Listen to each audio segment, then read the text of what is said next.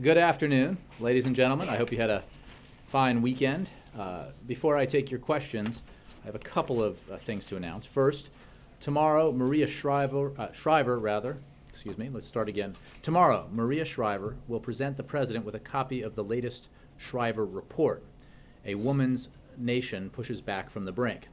The report focuses on the millions of women who are working hard but are consistently on the brink of poverty, and highlights the need for the nation to address women's dual roles as caregivers and breadwinners and the specific challenges they face.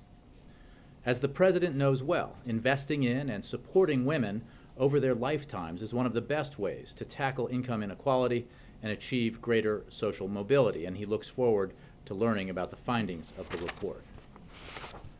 Second topper is that the President is looking forward to traveling to Toluca, Mexico on February 19th to participate in the North American Leaders Summit.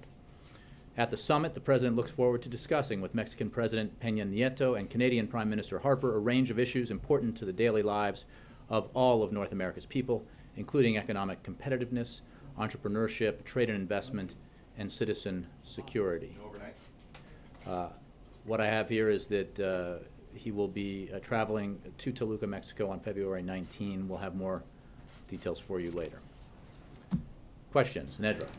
Thanks, Jay. I wanted to ask you on the Iran nuclear agreement if you're at all concerned that Congress could hurt this deal in any way. Have you been hearing from lawmakers that the deal has encouraged skeptics to stop their push for new sanctions or had any impact on that debate? I appreciate the question. Nedra, as you know, the administration, the White House, from the highest levels has been engaged with Congress on this issue for some time. And it is always important to note that the Congress has been a strong partner with the administration in implementing and enforcing the most effective sanctions regime against Iran that's ever been created. That was built up for the purpose of testing whether Iran's behavior would change, testing whether Iran could be compelled through effective comprehensive sanctions to come to the table and negotiate in good faith. And what the agreement on the implementation phase of the Joint Plan of Action tells us is that Iran has responded to that pressure, to that effective and comprehensive sanctions regime in the way that we had hoped. Now, this is the first stage, and it requires Iran to take significant steps in terms of halting progress on its program and even rolling back its program in some areas. And in return, the P5+1 provides moderate relief. On the matter of further congressional action at this time, we have made our case clear, both in public and in conversations with lawmakers on this issue. And we believe that we have the opportunity to test whether or not this can be resolved between the international community and Iran peacefully, which is the preferred way that it would be resolved. What Congress has always done effectively has been to act on new sanctions when doing so would have impact, and in this case a positive impact, which is what Congress could do if it holds in abeyance any further action if Iran were to fail to fulfill its obligations under the agreement on the Joint Plan of Action or implementation of it, or fail to reach a comprehensive resolution with the P5+1 in the coming months. So, our views on further action right now and on legislation that has been considered are well known. We're constantly consulting with members of Congress on this matter. We think that the fact that we are now at the implementation stage of the Joint Plan of Action demonstrates that, at the very least, testing whether or not Iran is serious is the right thing to do. But does this agreement seem to be changing any minds, or are your critics still dug in the way that you? Well, I wouldn't want to speak for any members. I think that some have spoken on this, and others obviously will choose to or not. We think it makes clearer why it's so important to refrain from taking action on further sanctions now, and to rather hold in abeyance that action if and when it's necessary and can be very effective. On one other topic, Senator Ayotte is saying that the Pentagon has told her that last month's budget agreement will cut the cost of living increases for survivor benefits. So I'm wondering if it's acceptable to the president that this agreement could affect war widows this way, or military widows. I'm not familiar with that specific item in the agreement, so I'll have to take the question and get back to you. Yes. Thanks, Jay. On the Iran issue, why doesn't the president release the text of the agreement? Members of Congress are eager to see it. Well, I'll say a couple of things. First of all, it's an agreement not just involving the United States, but the P5+1, and the technical understandings reached as part of the implementation plan are being transmitted to the IAEA. In tandem with this action, we are working with the P5+1, the EU, and the IAEA on releasing as much information to the public as we can about the technical arrangements. We fully expect to be able to share the text of the plan with Congress and are working with our international partners on how much and when we can share the information publicly and in what format. So we'll continue that effort, but I just wanted to make clear from the outset that we will absolutely be able to share the text with Congress. On a different topic, Supreme Court is today hearing arguments on recess appointments, and early indications are that a number of justices are skeptical of the administration's case on that. Why wouldn't the Senate be the place to determine whether they're in recess or not? And more broadly, what's at stake in this matter? Well, we are confident that the President's authority to make recess appointments will be upheld by the courts. And when it comes to our legal arguments, rather than reciting them today, I would refer you back to a blog in which we laid them out, a blog item on whitehouse.gov, and we can, if you are interested, we can make sure we recirculate that. You know, in our view, we're confident that the courts will uphold the President's authority and look forward to resolution of this matter. On a separate topic, Governor Christie is apparently facing some investigation about whether he misused some $2 million in Superstorm Sandy relief funds. His office is apparently saying that stronger than the storm ad was part of an action plan approved by the administration. Is that accurate? Can you comment? My understanding is this is something that was under review by the HUD IG, and I would refer you to HUD for information on that. And lastly, can you provide any details about the President's meeting with Senate Democrats later this afternoon? What are the topics? I believe it's Wednesday evening, and I can confirm that he will meet with Senate Democrats and to discuss their shared priorities for 2014. Major. Jay, where are we on unemployment insurance extension negotiations? You still looking for the 3-month? Are you willing to skip over that and just go straight to a year-long extension if there is a pay-for that can be resolved with the amendment process or private negotiations? Well, we want action as soon as possible because the 1.3 million Americans and their families who have been without benefits now for many days need that assistance as soon as possible. We strongly supported and support action on the 3-month extension.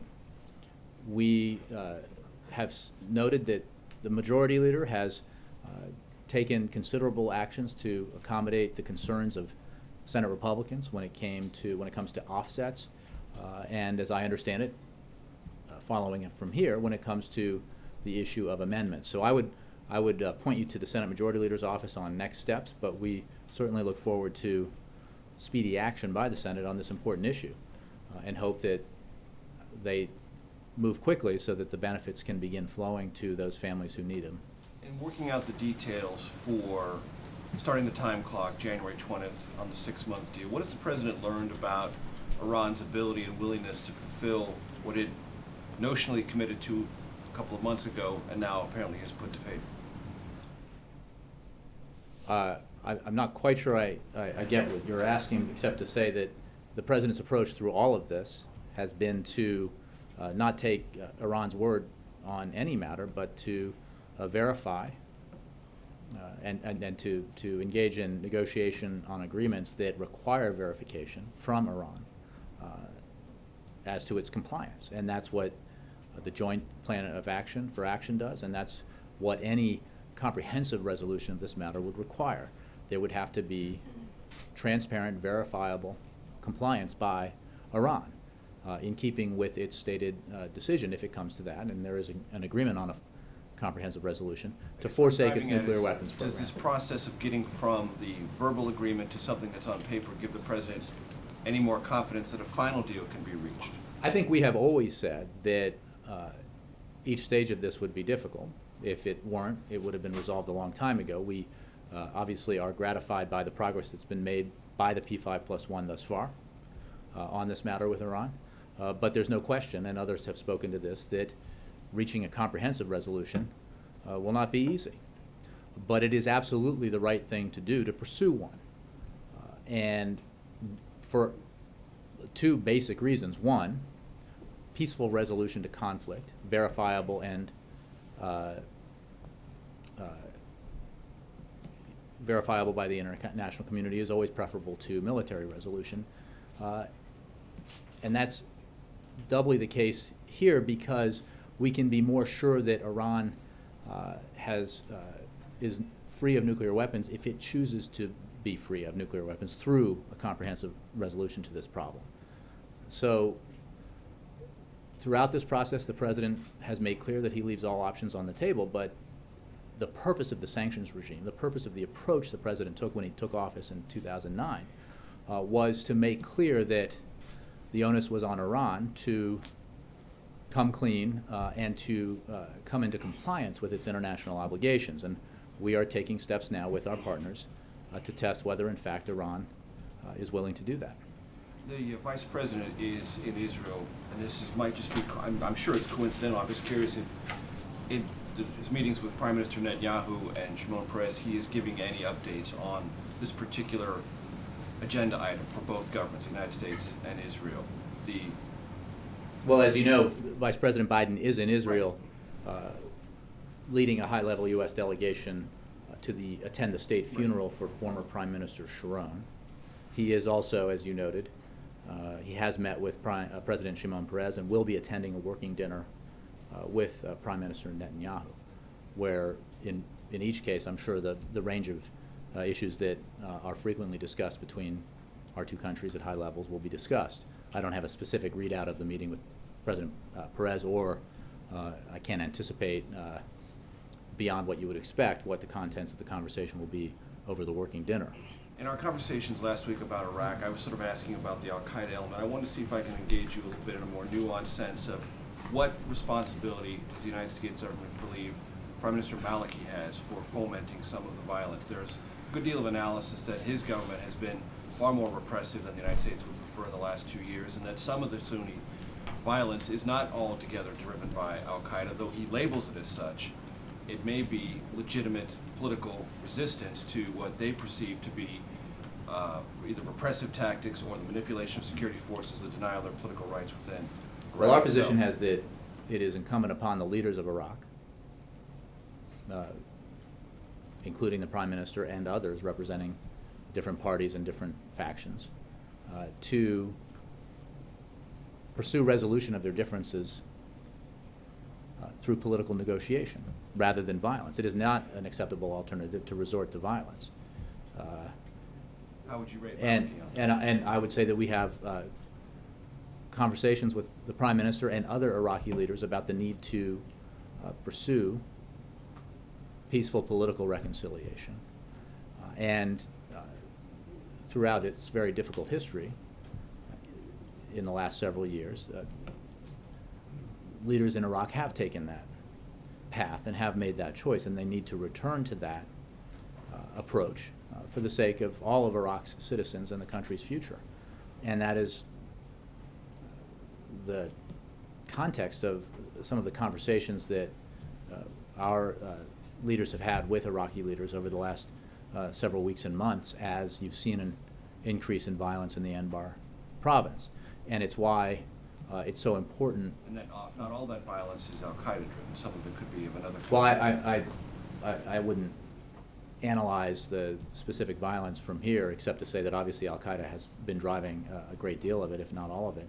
And certainly al-Qaeda has a history of, in Iraq and elsewhere, trying to take advantage of sectarian differences through violence to inflame passions and foster further violence and instability, and that is certainly what is, I believe, what is occurring in Anbar, in Iraq, and has been for some time now. So what is positive in our view about this is the steps that Iraqi leaders have taken and pledged themselves to take a unified approach to the need to expel al-Qaeda from the region, because Iraqi citizens, regardless of their background or their political allegiance, overwhelmingly reject al-Qaeda. And so that work is ongoing. Jay, on Iran, I just want to follow. If the conditions are met that you were talking about, Major, what safeguards do you have in place for when money starts flowing back to the central bank of Iran? What safeguards will be in place to make sure that money is not funneled to terror groups by Iran? Well, in terms of the nature of the relief and how it is released and the steps taken, I would refer you to the Treasury Department. I think it's important to note, Ed, as a general matter, rather than in response to that specific question, that we have a series of concerns about Iranian behavior, and these negotiations have to do with their nuclear program. We continue to press on other issues when it relates to support for Hezbollah or other organizations, and pursue our national security interests with regards to those issues as strongly today as we always have and will. Which is to say that we have a specific interest with our P5+1 partners in testing whether or not Iran is serious about coming into compliance with its international obligations, forsaking its nuclear weapons program, and that is what we are pursuing. Second and last topic, Gates' book. Last week when we were being hit with questions on this, obviously, in fairness, the excerpts were being released. You said you had just gotten a copy of it.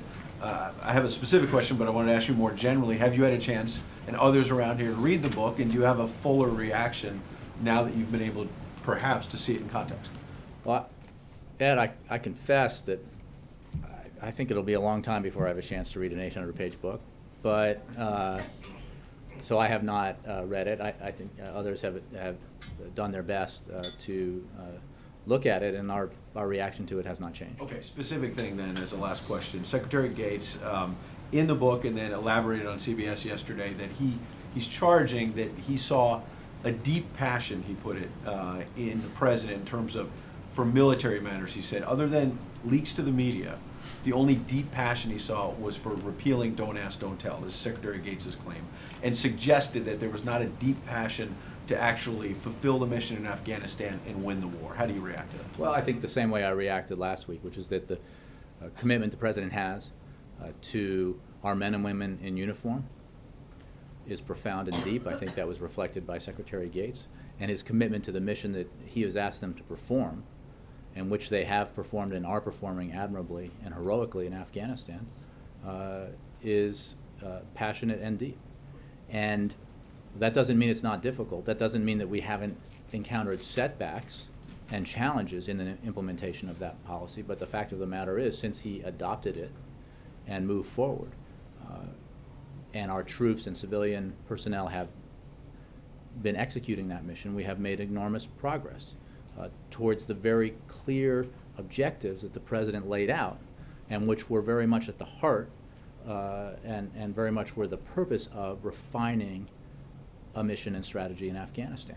And first and foremost, the objective was to disrupt, dismantle, and ultimately to defeat core al-Qaeda in the AfPak region. And that work continues, but significant progress has been made thanks to the extraordinary service of our men and women in uniform, as well as others. Chuck. Jay, you guys just issued a travel warning in Mexico, not far from where the president is going to be, about an hour or so drive.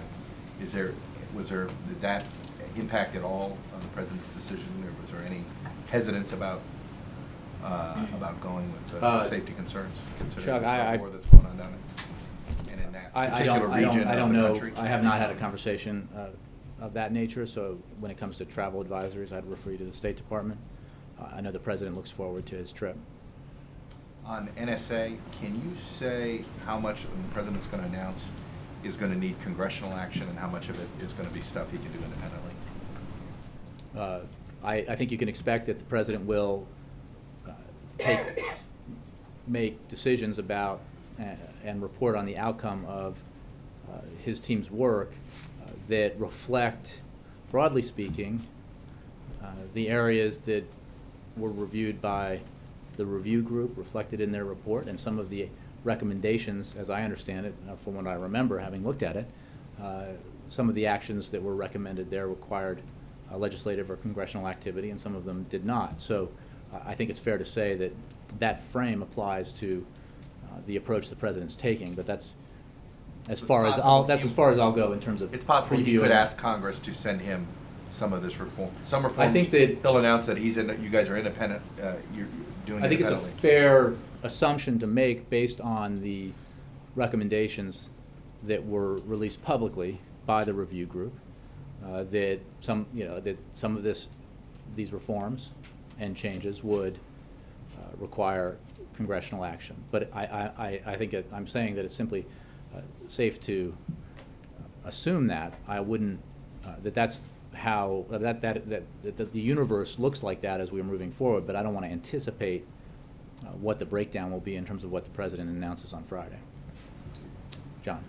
Jay, just to follow up on Iran, as you know, the sanctions bill the president has threatened to veto would impose those sanctions 6 months from now, which is that period for the interim agreement. Can you just remind us what happens at the end of that 6 months? What does the administration do if Iran has not been able to come to an agreement, a long-term agreement? That's an excellent question, and I think the answer is reflected in how we explain our views on potential congressional action now with regards to sanctions, and that is that further congressional action and further international action, when it came to adding new sanctions and more sanctions, would best wait, in our view, until if and until Iran fails to meet its obligations or fails to reach a comprehensive resolution with the P5+1.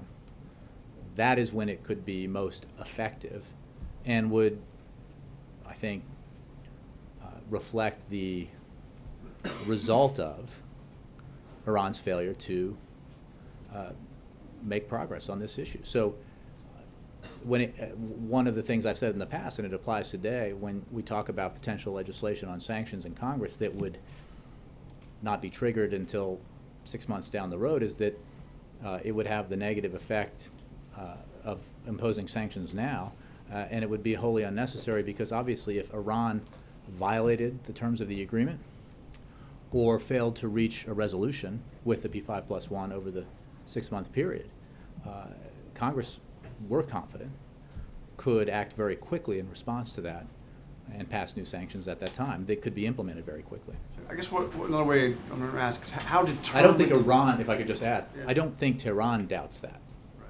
We're very confident Tehran understands that failure to abide by its commitments in the implementation agreement and or failure to reach comprehensive resolution would result in action by the United States and by the international community. And the second part's important, because one of the reasons not to take action now here in the United States through Congress is that it could threaten to do harm to the international consensus that we have built. And that international consensus is one of the foundations behind the comprehensiveness and effectiveness of the sanctions regime.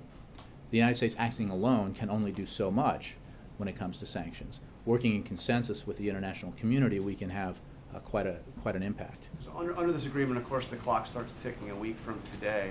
Another way, I guess, of saying what I'm asking is, how determined is the administration to imposing a new round of sanctions or taking other measures if Iran fails to come to a long-term agreement at the end of that 6 months? I mean, is there a real hammer at the end of this thing?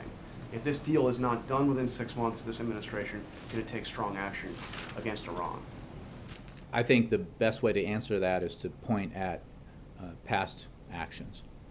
And the president's seriousness about this matter can be measured by the fact that he led the effort to build the most comprehensive and punitive regime in history when it comes to sanctions, and that effort has resulted in compelling Iran to negotiate with the international community. That was the purpose of the sanctions regime. It remains the purpose of the sanctions regime, and it's important to note in reporting on this issue that even the implementation of the joint plan of action and the modest sanctions relief that comes with, in stages, with Iranian compliance, in no way affects the enforcement of the existing sanctions regime.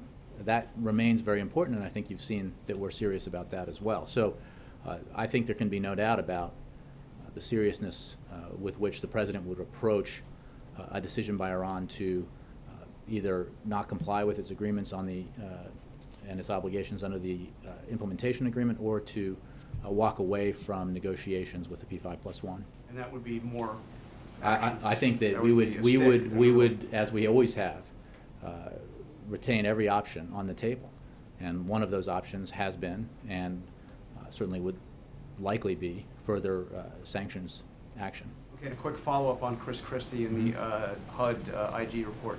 I know you don't you don't manage that. That's out. But what do you say to those who look at the timing of this? I mean, here you have this investigation of Christie just announced, kind of kicking the guy while he's down. Suddenly, just as this bridge scandal has erupted, the headlines out of Washington is federal investigation into Sandy funds. Again, Suspicious John, at all? I mean, any kind of... I would refer you to the IG. We do not involve ourselves in IG reports by the agencies. Brianna. Thanks, Jay. Are the President's decisions on the NSA reforms that he'll be outlining on Friday, where is he at in that process? Are those decisions complete? They are near completion. He is finishing his work and will be doing so for the next several days in anticipation of speaking about that work on Friday. So we're not quite concluded yet in that process, but coming close. Any more meetings? I have none to preview for you. I certainly expect that over the course of the next several days he'll be finalizing his work and the decisions he'll make, but I don't have any meetings of the nature that you saw in recent days to predict or preview for you. Any further word on the venue? I believe it's been reported, and I can confirm that it will take place at the Department of Justice. And President Obama is meeting with the King of Spain, with the leader of Spain today. Spain is one of several European countries outraged by reports that the NSA monitored phone call activities of its citizens as well as its leaders. As President Obama prepares to detail changes on Friday, what assurances is he giving President Bray? The President and other high-level officials in the administration have maintained regular dialogue with leaders of those nations where the disclosures have been an issue, and that has been true with regards to a number of countries, including Mexico, including Spain, obviously including Mexico as well, and Germany and others. And those conversations continue, and we engage through normal diplomatic channels on these issues. I don't have any conversations with the President of the government of Spain, President Rajoy, to read out to you or preview. As you know, the bilateral meeting is taking place this afternoon. And just last question on aid to Egypt. Is the White House pushing for language that would give, in this omnibus spending bill, that would give the President the tools that would allow him to restore aid to Egypt? When it comes to some of the nitty-gritty of the omnibus, I would have to urge you to wait or either take those questions to the Hill or wait for the progress that has been made thus far to come to completion. I just don't have an answer to you for you on that specific question. We have talked to some of those sources. They say that the administration helped draft the language to do this. I'm not aware of that. I'm not saying one way or the other because I just don't know. Mara. Just to follow up on the NSA, where does the White House or the President feel the public is on these issues now? I mean, they haven't been in the news for a while.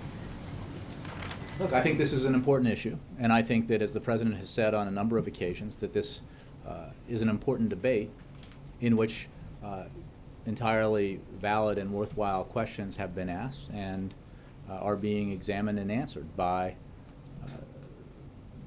the administration, by Congress, and by others. The public, in the President's view, should hope for, and he hopes will get, steps from the government that makes our signal intelligence gathering more transparent, and the programs that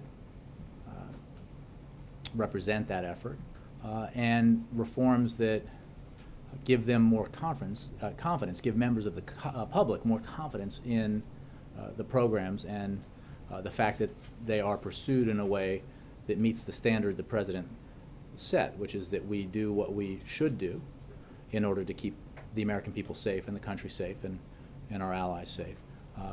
Not just what we can do because we have the capacity to do it. So that is a layman's way of looking at the approach that the President has taken as he's looked at the various recommendations and carefully considered the options available to him when it comes to making changes and making reforms. But why should intelligence be transparent? Isn't the whole idea Well, I think that it shouldn't be transparent? Well, it's an excellent question, because obviously there's a balance that has to be achieved here. Transparent to the extent it can be and as much as possible, but we are talking about intelligence gathering, and there are, almost by definition, aspects of it that have to remain secret in order to be effective. But there should be, in the President's view, steps that we can take to build confidence about the way these programs are administered, and he looks forward to speaking about these issues on Friday. Carol. I just want to clarify something on Iran. Is it the White House's position that any action from Congress would be harmful to the interim agreement, even if the President is successfully able to veto it? I mean, that's a series of hypotheticals. I think that we've made clear that we would veto legislation if it were to Right, but pass, are you guys saying, is your argument that even if he could veto something, that even the act of Congress... Well, I don't think we voting- take an approach in opposition to specific legislation on the theory that just because he can veto it, we shouldn't oppose it. I think that the point of the matter is that Congress has been a very effective partner with the administration in helping build this sanctions regime, helping enforce it and implement it. And the President wants to and looks forward to working with Congress to take further action should it be required in response to failure by Iran to comply with its obligations or to reach an agreement, a comprehensive resolution in this 6-month period. Our view is that trying to impose new sanctions now, even if they have a delayed trigger or some other mechanism, could do harm to the effort that's underway to try to resolve this conflict between Iran and the international community peacefully. So is And we share, again, this is not about supporting or not supporting sanctions. This President has led an effort to build the most punitive, comprehensive sanctions regime against Iran in history.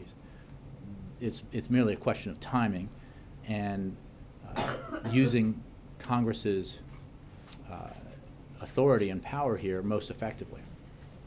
So just to be clear, as long as the President can stop sanctions that Congress would pass from going into effect, then it's not harmful to the agreement.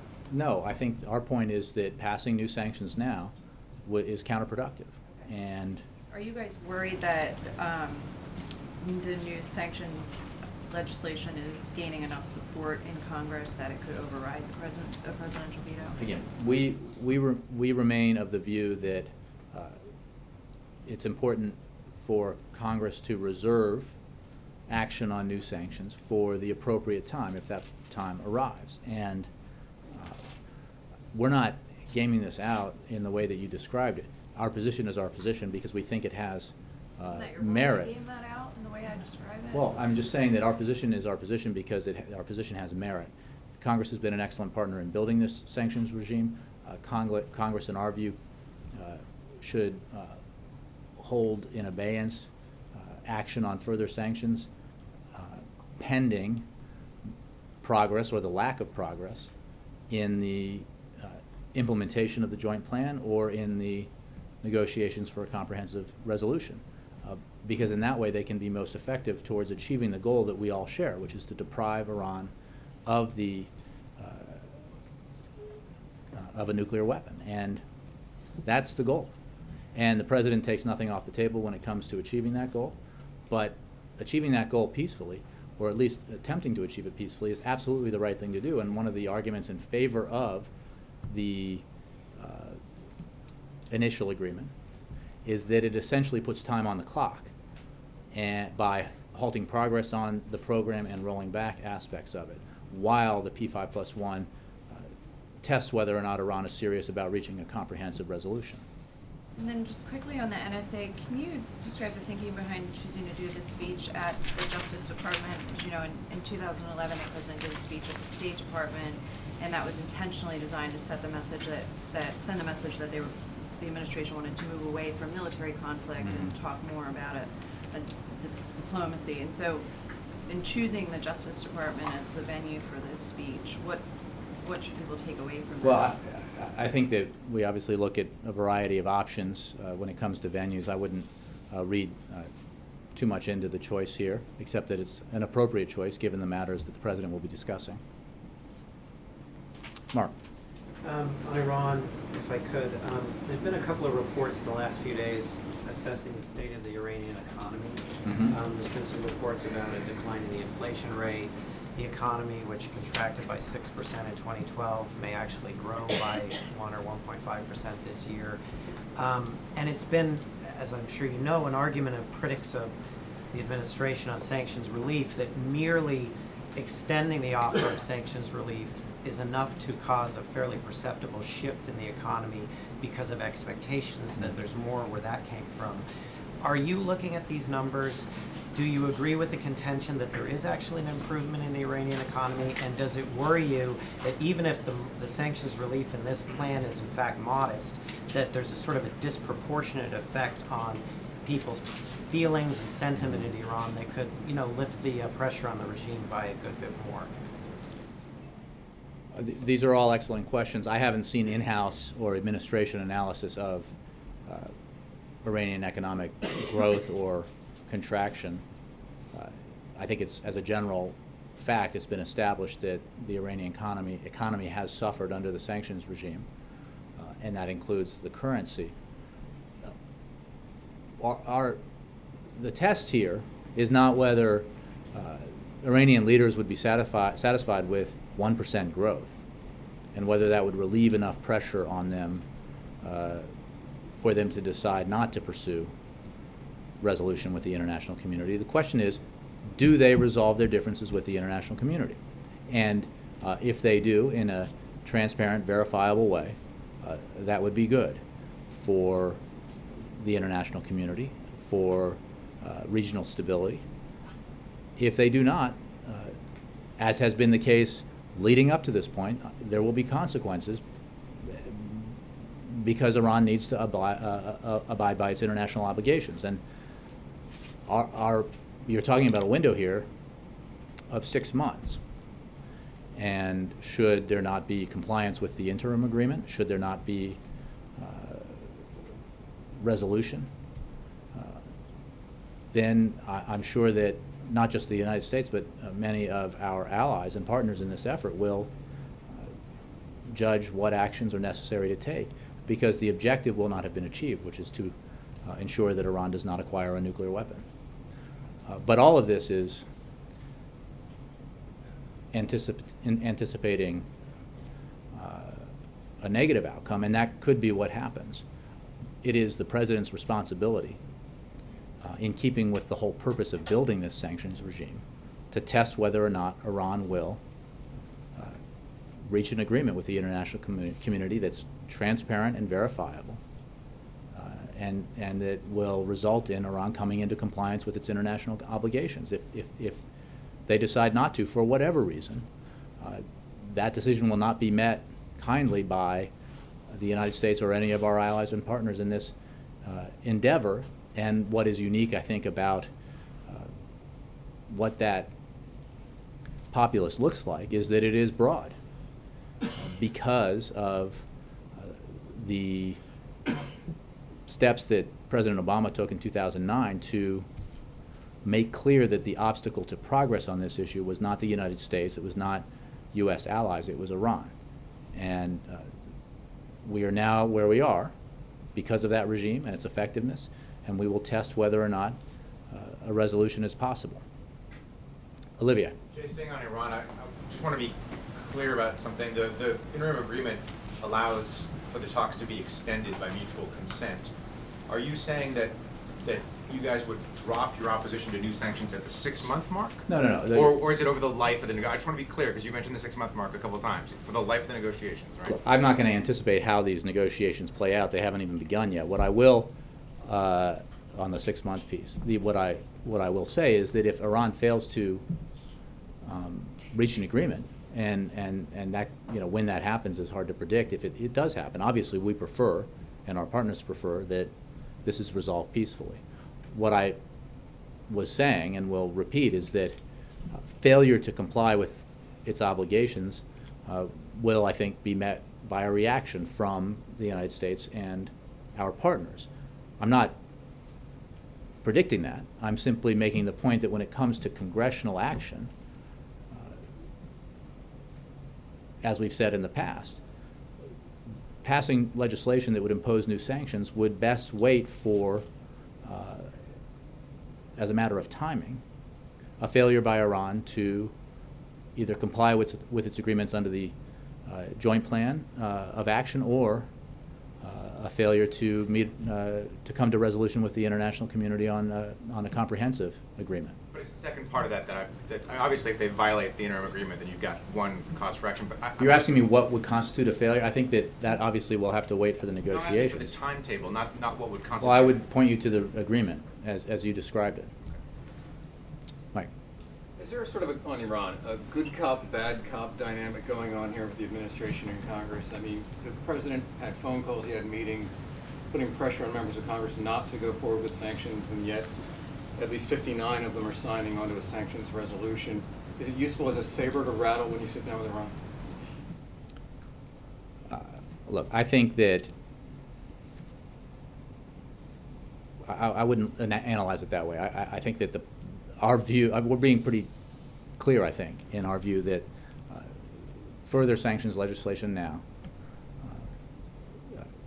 would potentially result in the opposite of the desired impact. That it could undermine the existing sanctions regime, it could undermine the consensus that we've built, and it could undermine the progress that's been made through the P5+1 in negotiations with Iran. Better for Congress, in our view, to wait to take action until it's necessary, if it's necessary, because of Iran's failure to comply, if that comes about. Thank you. Jared. Jay, without getting into the content of the Health and Human Services conference call, which is still under embargo for another 87 minutes or so, what's the president's reaction to the December report? Is he happy? Is he sad? Is he angry? What are the Gleeful. You can get back to me later in the day. Thanks very much. Well, you get back to us, though. Jay. You know my number.